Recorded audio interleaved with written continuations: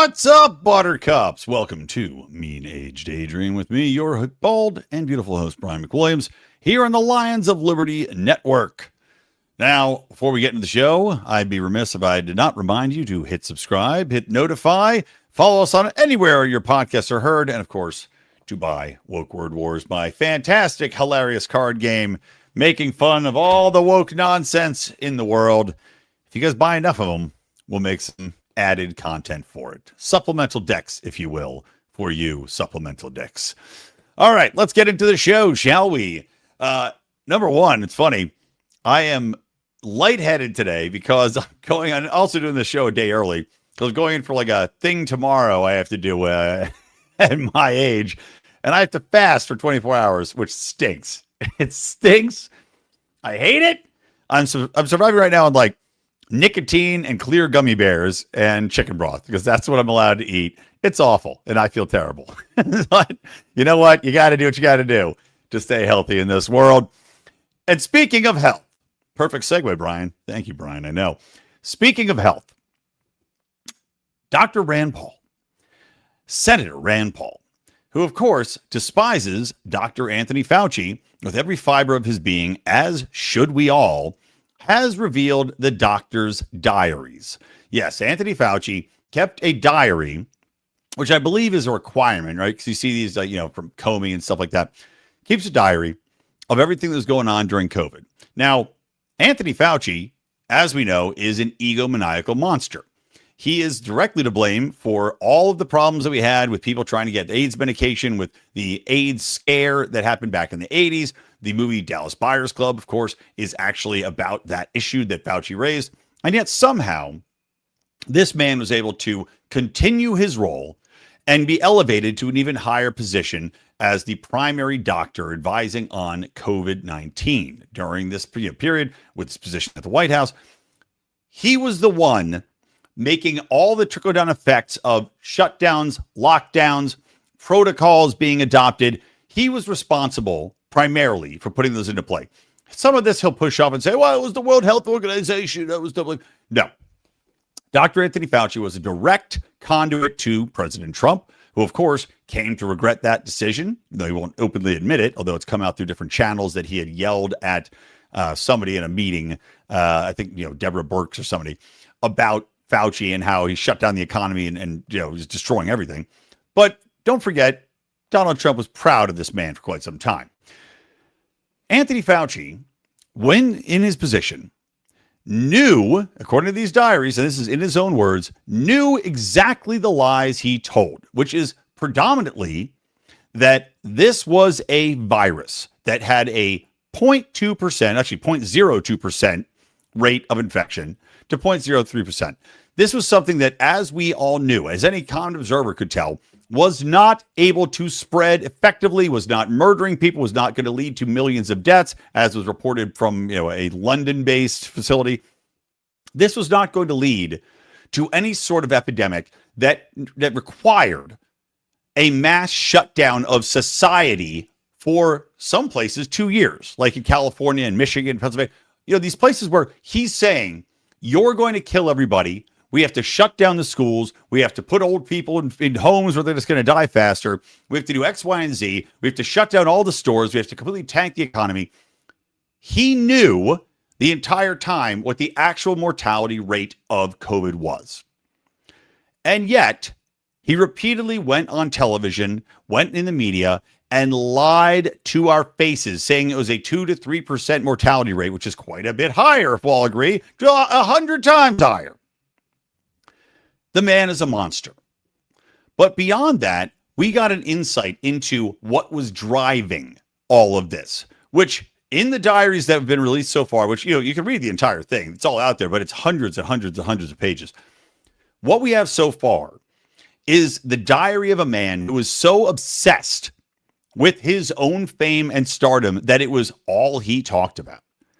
In these diaries, repeatedly, Fauci talks about what a famous person he is, how he's the number one person, the most recognizable person in the world, how he is, stopped on the street by his neighbors, screaming and yelling his name fanatically, how people are wearing t-shirts with his face on it, how he's on X, Y, and Z, and he documents all these media appearances in his diary because he's so over the moon excited about it.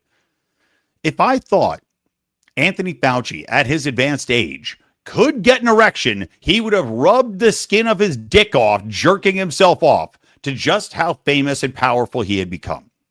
That was the driving factor behind this monster taking these actions. And it is very, very clear with what is rolled out.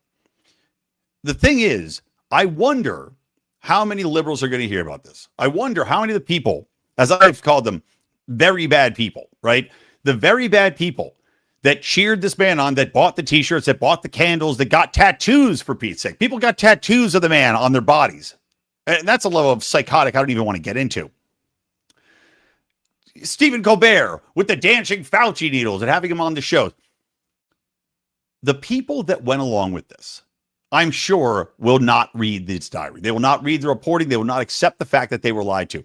I'm sure people in my own friend circle, and I've not had a chance to talk to any of them about this yet, that defended these actions, that defended the mandating of vaccines, which, by the way, Anthony Fauci also knew about the impacts of these vaccines on pregnant women. He knew about the negative impacts. He himself, by the way, came down with a respiratory infection from COVID and from the vaccines, which he knew was something that was going to happen.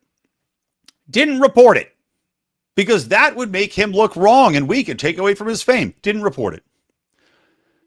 The people that believed this the entire time will never admit that they were wrong. They will still operate under the guise of that this was doing the right thing and destroying people's lives was the right thing. That destroying restaurants and destroying livelihoods and stopping you. As he is going out and being invited to all these fancy dinners, right? He sits down with, it was like, Anderson Cooper or somebody else, some big media bigwig at their house. Tapper, it was Jake Tapper, actually. As he's being invited to fancy dinners at Jake Tapper's house, where guaranteed no masks were worn because we all know they didn't do anything, he put into place measures where you couldn't go to your father's funeral, where you couldn't visit people that were dying in the hospital, where you couldn't go to a graduation. Kids missed entire years of school. Kids failed out of schools. He had a 50% failure rate with this nonsense Zoom teaching when the man knew for a fact that the people that he was forcing to stay at home did not have anywhere near a high chance of contracting and being seriously injured by this virus, and yet he forced it upon us. These people would never admit that. Why? Because it would make them bad people. I'm very, very curious to see what's going to happen with Anthony Fauci because he already has a pardon, right? Thank you again, Joe Biden and your auto pen. Whoever pardoned Joe Biden or Anthony Fauci in advance of this, you're a despicable human being. So he's got that immunity. Maybe arguably the statute of limitations has run out on what he did. But he is going to be testifying. He's going to go in front of Rand Paul, I believe it's either today or tomorrow. And he's going to have to testify again.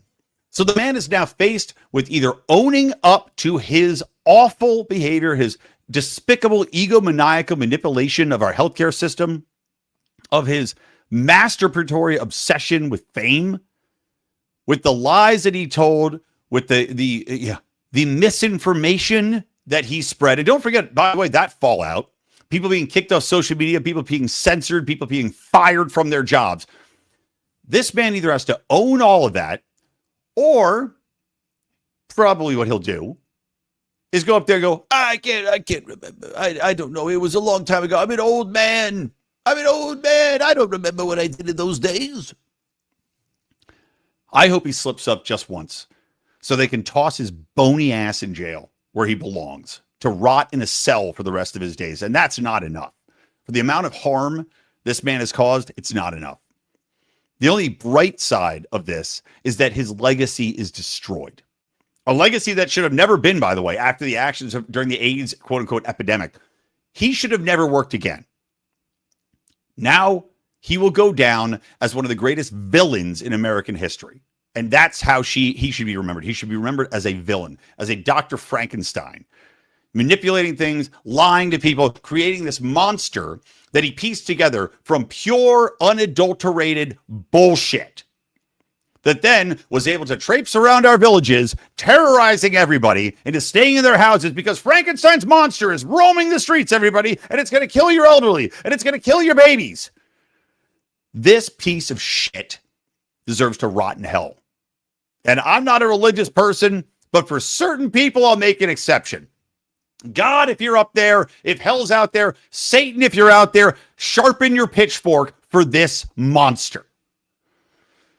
Now, one of the things that popped into my mind, though, when I'm reading this diary about the man lying about scientific facts, about him manipulating data that is released to the public in order to cause a panic, cause a scare, convince people to not go out, convince people to change their entire way of living, of operating, of thinking about the future and the present, perfectly mirrors what is happening with the climate scam right now.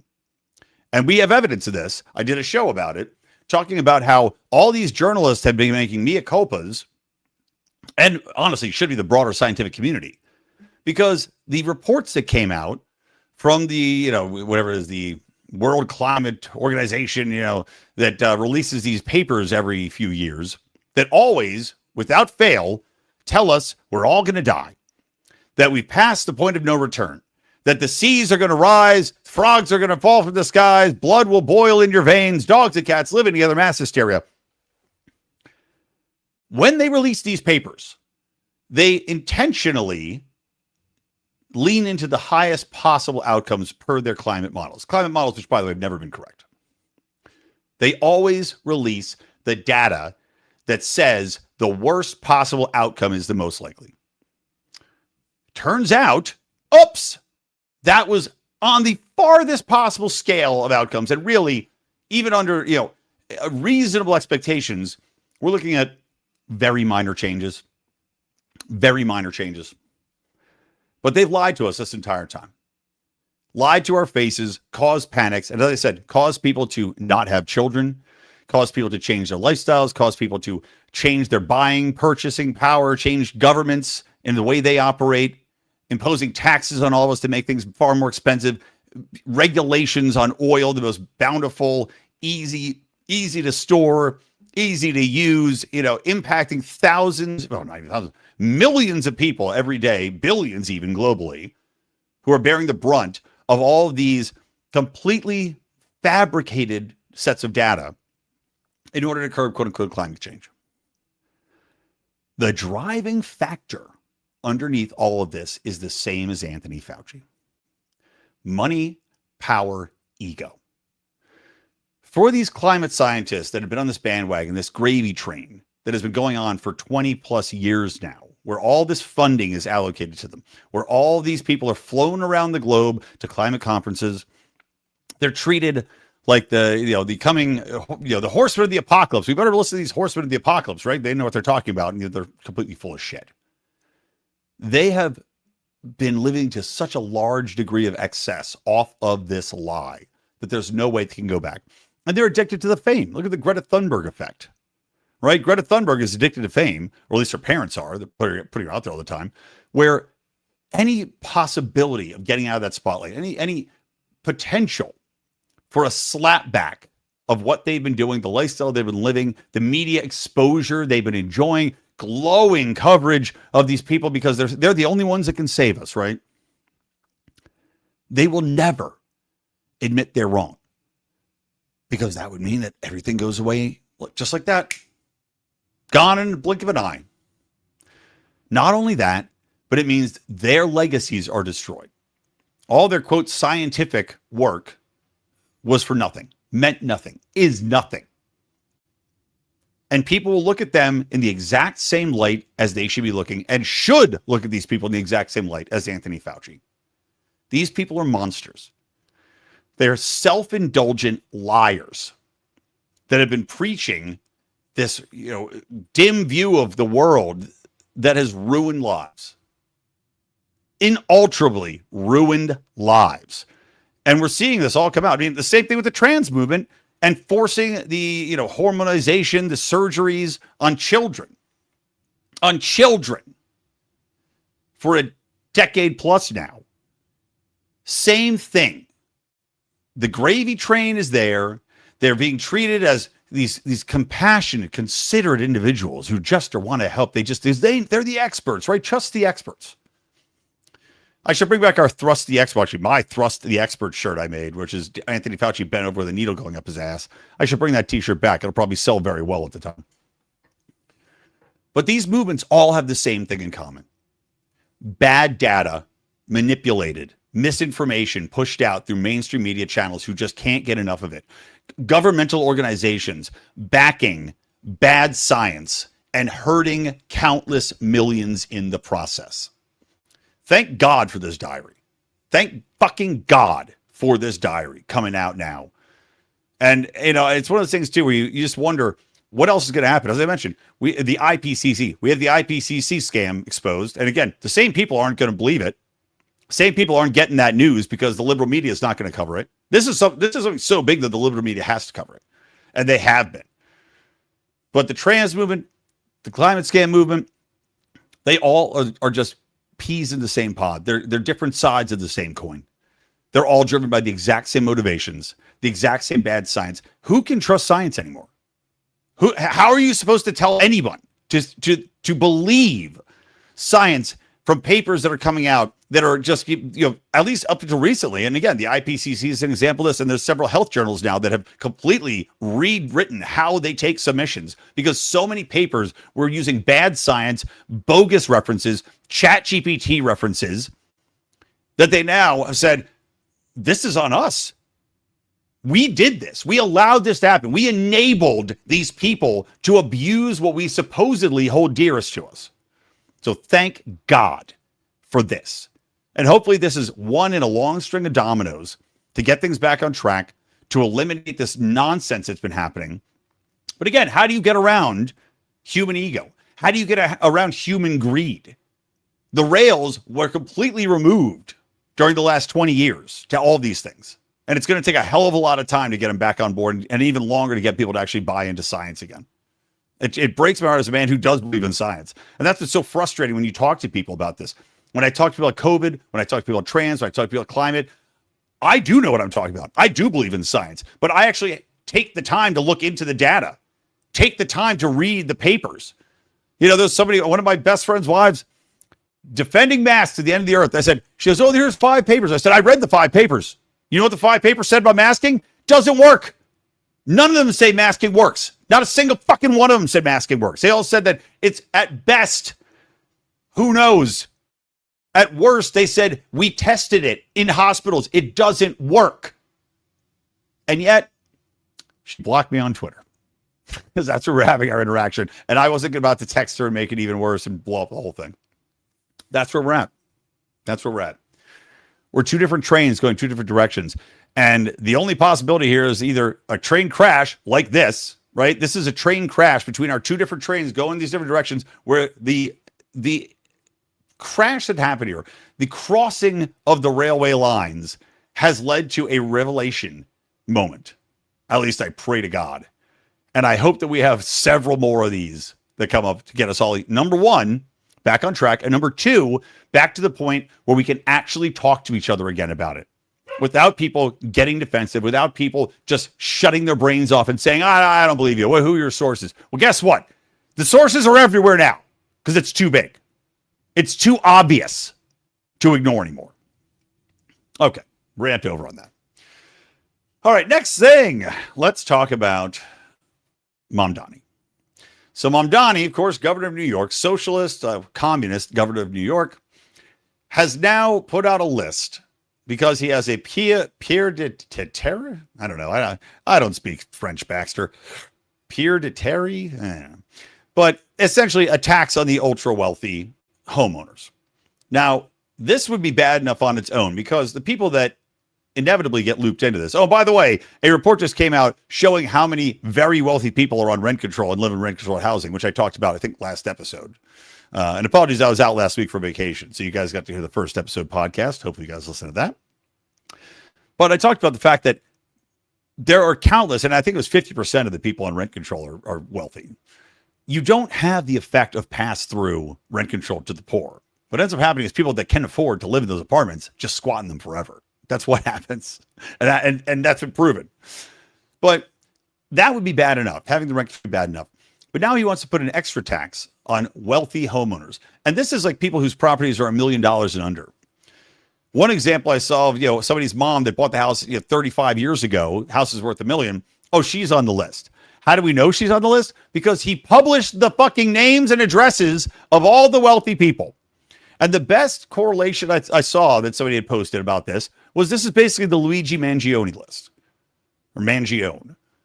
This is for the psychopaths out there, for the violent socialists, which there are plenty of out there, for the lunatic Antifas out there that hate anybody that's rich, that hate anybody that's doing better than they are, that hate the capitalists, the bourgeoisie pigs. These people now have a perfectly searchable Excel sheet to seek out, stalk, and do whatever they please to the most wealthy homeowners in New York City. He doxed thousands of people all at once, which I feel, I don't know, it must be illegal on some level. It certainly is reprehensible. It's certainly immoral to do it. But it shows you the man does not give a shit about anybody getting hurt. We know that because we also saw that he just announced the 5 grocery stores opening up that are going to be 30% below retail prices. Now, stop me if you've heard this before, because I have talked about it before at length. What this will do is it will kill all the local stores in New York. It'll put the major grocers out of business. It'll put the bodegas out of business, or they will have to preemptively raise their prices in order to make up for the loss of revenue from people not going to their stores, because they will all rush into those, federally or state-owned grocery stores, city-owned, I guess, city-owned grocery stores. The city-owned grocery stores will run out of their stock immediately. And questions that posed by several people, including one of our listeners, Jason, who's to stop any of these people from just going in, buying up all the shit in the store? And they're going to have to put caps on what you can buy, obviously. If they don't, they're morons. Going and buying up all these things and then just selling them at a 10% profit. Still 20% below retail. Why would you not? Who's policing it? How are you going to possibly maintain that? So now you've got these stores operating. They will have nothing on the shelves. You're going to have a pass-through tax on every consumer in New York City, because they're going to have to raise taxes to pay for this program, which will just be abused, and they won't be able to keep the shelf stocked regardless. It's idiotic. It has been proven to fail. It will fail again. The only question is, who will the commies blame? Because remember, it's never the fault of communism, right? It's a perfect system if only everybody would follow the exact rules. Never mind that the city council of New York City just gave themselves a 13% raise. It's always someone else's fault. So who are they going to blame? Are they going to blame the grifters? Are they going to blame the other stores in the area? Are they going to blame the retailers? Are they going to blame the manufacturers who won't lower the prices by 30% in order to supply these stores with these completely ridiculous prices? No, of course not. They'll blame everything, anything. They will blame whoever is closest, whoever's the easiest target, whoever they think people will buy the lie about the easiest. Because every communist is a fucking liar. Every communist is a goddamn grifter. That's the pure facts. They'll say that it's capitalists that are trying to abuse the system. When the capitalists are taking part, they're providing a service that is valuable. And the margins, by the way, especially in groceries, are like 1% to 3%. This is why you have all the stores closing down in Chicago and other places and Los Angeles. All these different cities that made it legal for shoplifting, that have high taxes and high regulations and make it difficult to do business to begin with. This is why they shut down. You have a 1% to 3% margin for profit. If you're getting robbed blind and losing 3% of your stock every goddamn month, you cannot stay open. You're not going to stay open just to lose money. It's not a thing. The only way and the only world that this exists in is commie fantasy land, where you have stores operating at a 30% loss that they think will somehow stay open. It's going to be glorious to watch. I'm excited to see it. These stores could not open fast enough for me. But I guess Mamdani's planning on making up for that deficit in taxpayer money that's going to have to keep these stores open for, a year before they admit failure, and it will fail, by going after people that have houses worth $1 million or apartments worth $1 million or more in New York City, attacking people that probably don't have that money, because going after the ultra rich, number one, the ultra rich are just going to move. They're going to sell that. They're going to move. but no one's going to buy. So now you're just going to have empty real estate sitting around New York City. Congratulations, Mamdani. You're an economic genius. I cannot wait to see how it plays out. All right. Final topic on the show, and then I'm going to go eat some more gummy bears and Jell-O and chicken broth, whatever else the hell I can put in my stomach so I don't throw up and pass out. We've had 2 different attacks from Islamic nutballs in the past week. One was in Berlin, where an LGBTQ pride, T-U-T-I-T-A plus, whatever it is, Pride Festival had an attack by car. And New York Times, of course, reports a car runs into a festival as if the car is sentient, like Kit from Knight Rider. Michael, I just hate these homos. He just plows through them. Doo-doo-doo, doo-doo-doo, doo-doo-doo-doo. But the New York Times, of course, a car rams into, an Islamic nutball who is a second-generation German citizen, born Lebanese parents, who was an Islamic militant, rams into a pride parade, killing several people, injuring many others. Maybe 2 days later, in Paris, a man of course, Arabic descent, who is Islam, stabs 3 different women in broad daylight in a public street, including a pregnant woman. Immediately, the media runs out a report that the stabbing happened. No clear motive reported, even though there is video of the man lying on the ground specifically saying, Allah told me to do this. You cannot despise the media enough. But it goes to show that these media people, these people in government, they, just like all these other movements, manipulate the data, right? They will not tell you how many of these people are Muslim that are doing the attacks. And also you see this throughout our own criminal justice system, by the way, where you can see countless reports of these mugshots of people that are clearly Black, Hispanic, Arabic, who are categorized as white. So they keep the numbers down. And if you dare to talk about this, especially in European countries, they will censor you. They will come to your house and tell you you're not allowed to talk about it. You're not allowed to report it because you might be harming the public good. You know what harms the public good? Having psychopath religious nutbags let into your country and bringing them in mass who are not acculturated, that do not want to take a part in your culture, and that share an ideology that tells them to do these things. This is a poison spreading throughout the Western world. It has to be stopped. I mean, I'm sorry to say it. Look, there's plenty of very nice Islamic people out there. Here's 2 questions. Number 1, why are governments not admitting the wrongness? And of course, we know the answer to that. Economic gain. They don't want to admit that they were wrong. They would be bad people. That's number 1. Number 2 is that, I don't understand why, if you're the Islamic community, why are you not policing your own? Why are you not condemning this? Why are there not people out preaching peace, love, to stop doing this shit, to say enough is enough? This is something that is obviously either condoned in that culture, condoned in that religion, explicitly or inexplicitly, or it's something where these people just go, you know what? I wish they wouldn't do it, but I don't have that big of a problem with it because they're attacking white people. And as we know, white people have been demonized in every single Western nation. Every single Western nation. White people are considered to be some sort of plague on humanity that has to be diversified, even though white people are the global minority.